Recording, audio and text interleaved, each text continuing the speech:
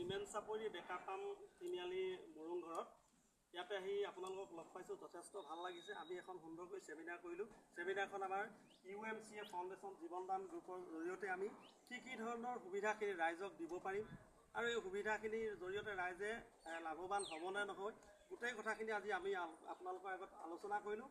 আলোচনা কৰাৰ শেষত আপোনালোকৰ কেনেকুৱা ধৰণৰ লাগিলে কথাখিনি, এই কথাখিনি আজি আপোনালোকৰ মুখেৰে যাতে সমগ্ৰ অসমবাসী ৰাইজক আমি মোৰ যিটো ইউটিউব চেনেল আছে, আমাৰ জীৱনদান গ্ৰুপৰ যিটো ইউটিউব মঞ্চ আছে, তাৰ জৰিয়তে আমি সমগ্ৰ অসমবাসী ৰাইজক যাতে এই কথাখিনি আমি শ্বেয়াৰ কৰিব পাৰোঁ, সমগ্ৰ অসমবাসী ৰাইজৰ হাতলৈ যাতে এই কথাখিনি প্ৰেৰণ কৰিব পাৰোঁ। তাৰ কাৰণে মই প্ৰথমতে জানিব বিচাৰোঁ যে আমাৰ বাইদেউৰ পৰা, বাইদেউ কি নাম আছিলে আপোনাৰ?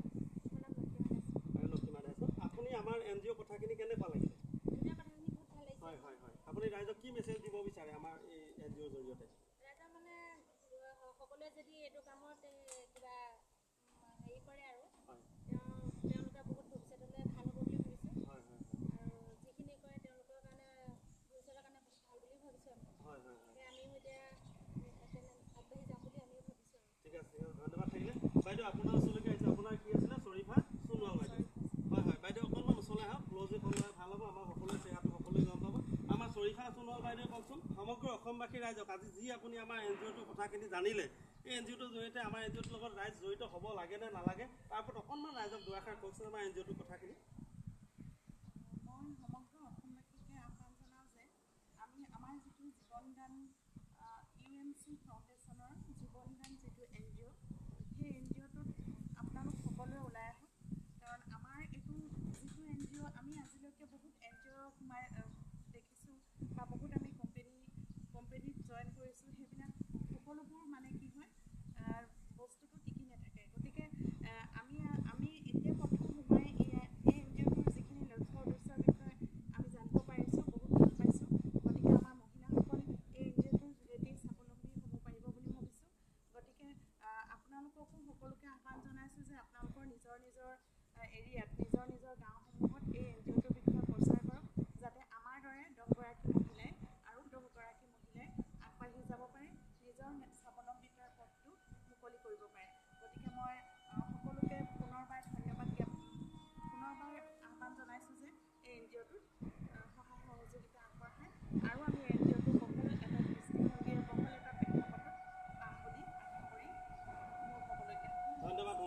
ধন্যবাদ থাকিলে। বাইদেউসকলে বুজি পাইছে, যিহেতু এই ভিডিঅ'টো যিসকলে চাব তেওঁলোকে হয়তো এটা কথা বুজি নাপাব, আমাৰ NGOটোৰ লগত জড়িত হয় কেনেকৈ। আমাৰ NGOটোৰ লগত জড়িত হ'বৰ কাৰণে 1500 টকা এটা NGOটোলৈ ডনেশ্যন কৰিব লাগিব।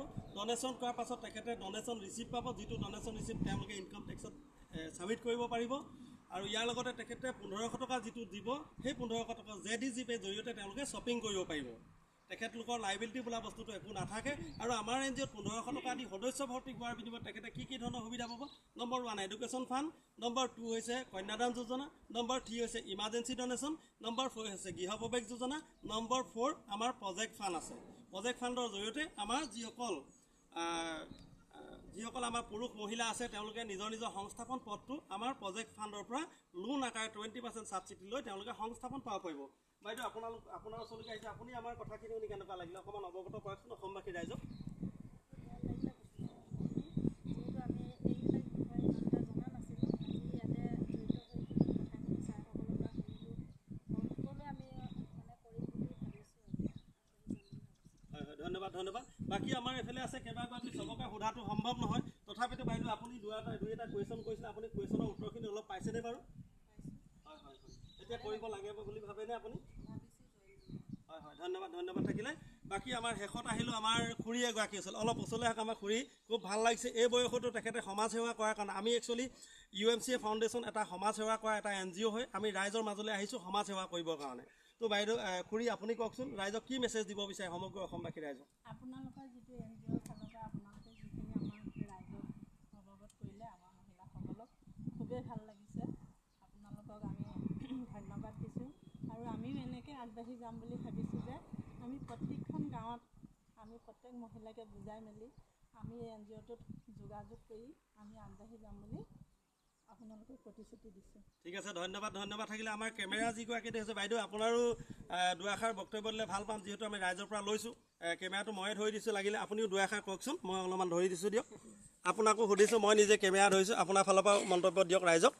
সকলোলৈ নমস্কাৰ। হয় মই জীৱনদান হেৰিটো এনজিঅ'টো বহুত ভাল পাইছোঁ আজি ইয়াত অহাৰ কাৰণে, আৰু আজি প্ৰথম হোৱাৰ কাৰণে বহুত ভাল পাইছোঁ। জইন কৰিম, কাম কৰিম বুলি ভাবিছোঁ, ভৱিষ্যত থাকিব আশা ৰাখিছোঁ। বাইদেউ নামটো কি আছিলে আপোনাৰ? মোৰ নামটো চাৰুমাই মিছং। ধন্যবাদ থাকিলে বাইদেউ। সকলোলৈকে জয় জীৱন দান, জয় জীৱন দান। ধন্যবাদ।